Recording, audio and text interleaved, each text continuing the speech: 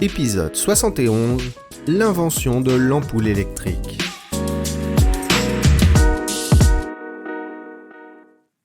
Durant le 19e siècle, plusieurs scientifiques et inventeurs cherchent une manière de produire efficacement et durablement de la lumière, et ainsi remplacer les bougies et les lampes à huile de l'époque. Au début des années 1800, le chimiste anglais Sir Humphry Davy avait découvert l'arc électrique. Il avait obtenu un arc de 8 cm de long après avoir amené en contact deux baguettes de charbon, reliées aux deux pôles d'une batterie. Entre celles-ci s'était créée une flamme qui s'incurva en forme d'arc de cercle sous l'effet du courant d'air chaud ascendant. C'est pourquoi il donna à cette flamme le nom d'arc électrique, un terme qui a été conservé depuis. En 1840, un autre scientifique anglais, Warren de la Rue, enferme une bobine de platine dans un tube à vide et la branche à une source électrique. Le platine possède un point de fusion élevé, de l'ordre de 1770 degrés Celsius, et le vide permet d'allonger sa longévité. Il empêche en effet l'oxygène présent dans l'air de réagir avec la chaleur et le filament et de précipiter sa dégradation. Bien qu'il s'agisse d'une conception efficace, le coût du platine la rendait peu pratique pour un usage commercial.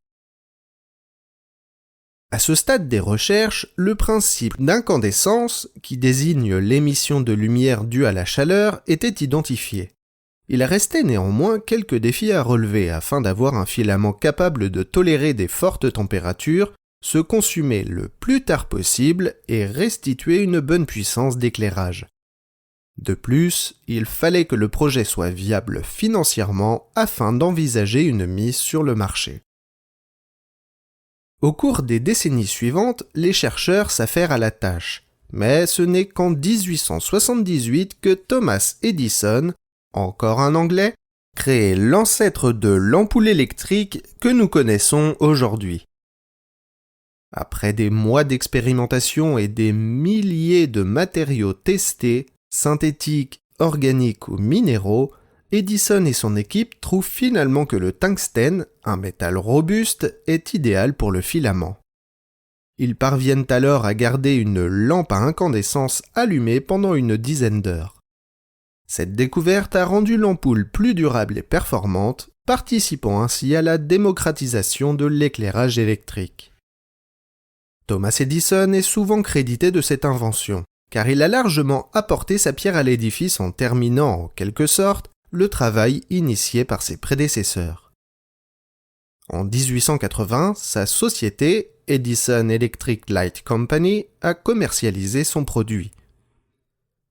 Depuis, de nombreuses améliorations ont été apportées à l'ampoule électrique pour accroître son efficacité, réduire sa consommation et prolonger sa durée de vie. De nos jours, et dans un monde où les économies d'énergie sont de mise, les ampoules à diode électroluminescentes ou LED sont largement préférées en raison de leur rendement énergétique supérieur.